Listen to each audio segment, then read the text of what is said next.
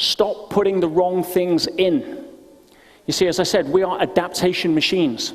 Our bodies, our physical bodies adapt to our environment. We don't get to choose that. We only get to choose the environment we put them in.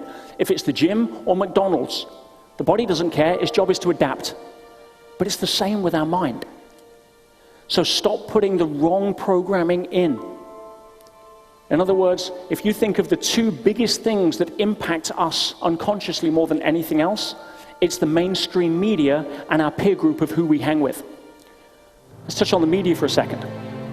Now, for those of you that still think that the mainstream media is about reporting the news, I've got news for you. You're in Disneyland. See, the job of the media is not to report the news. Are you kidding me? The job of the mainstream media is to stimulate another part of the brain called the amygdala, which is designed evolutionarily to notice negative before positive, so that they can hook your attention out of the mass of the crowd and record you as a viewing statistic to justify rate cards and advertising. The media is not a charity. So I haven't watched a news report or read a newspaper for pretty much 17 years now. Yeah? For those of you that still watch things like, is it CNN? Constant negative news? I've got news for you, right? From what I understand, it's all the same news. It's the same news it was 17 years ago. It's just happening to different people. And so you cannot watch the news and be positive. It's like saying, I want to be healthy and I smoke. It just doesn't work. You can go to the gym as many times as you want, but if you're smoking, you can't be healthy. It's a binary equation. And if you're being programmed by the mainstream media, you can't have that default magnetic north move away from being negative. It's constant programming. People say, well, how do you know what's going on in the world? I'm like, you kidding me? Yeah, everything's going on in the world. A far better question would be, what do you want to choose to focus on? Think of the Amazon rainforest at night. Yeah, everything's going on. But the media want to take your little flashlight in your hand and point it and say, oh my goodness, look at this. It's a snake eating a rat. Versus you saying, yeah, but have a look at this hummingbird being born. So it's a choice. See, I have no clue what's going on in the world. I have every clue what's going on in my world. And if something's important enough, it'll find me. So stop programming yourself with why the world won't work and start taking charge of where you point your flashlight. Now, the other thing is about peer group. Now, some people say, yeah, I could probably change my friends, and some of us maybe should, but I can't change my family. Yeah, my brother's the most negative person I know. My mother-in-law is always telling me I'm not good enough for her son or whatever it may be. Well, I know that we can't change our family. And looking at the reasons why you chose your parents is another TED Talk. But the best advice I can give is love your family, choose your friends. Now, the second thing, start putting the right things in. Now, we live in a time in society where there's so much great information, whether it's a podcast, whether it's inspirational interviews, whether it's books or the lives of some of the people we looked at earlier. Every single day, or at least every single week, if you want to take your compass needle and start remagnetizing it in a positive direction by exposing yourself to the kind of information that supports your potential and your greatness and where you want to go. Now, there's no excuse for not being able to do that now in a society where it's so available. But if you're not choosing to do that, by default, you're going to be hooked into somebody else's agenda.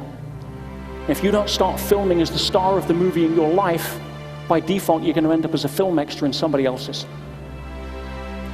And then the third point, get the things that shouldn't be in there out.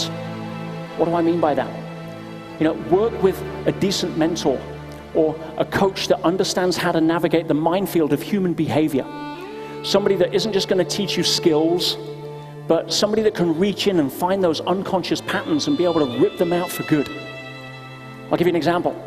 I had a client come to me a while back who said, I want to learn time management. Now, a normal coach or what have you would probably teach them some good time management skills.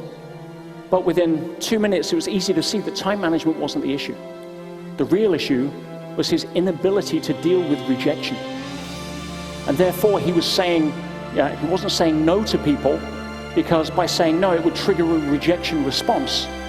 And therefore, he was saying yes to too many things, and therefore, there was too much on his calendar, and therefore, he thought he needed time management. Do you get the idea?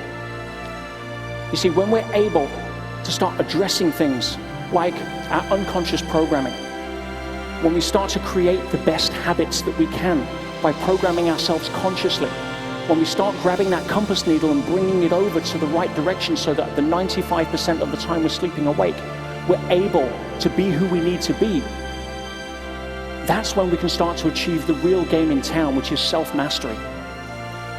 See, before you spend another penny on workshops or skills or anything, work on yourself.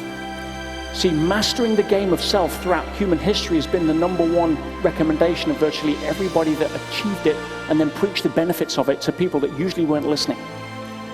But by mastering our sense of self, we're able to walk into a room where everything's descending into chaos and retain our center. When everything's breaking down around us with the eye of the storm, and it's like, move, I'll handle it. See, that's the best way that you'll be able to handle uncertainty. And when we commit to self-mastery, we give ourselves the best shot of becoming the best and greatest versions of ourselves that we can be. And then we get to become the example and the invitation to others.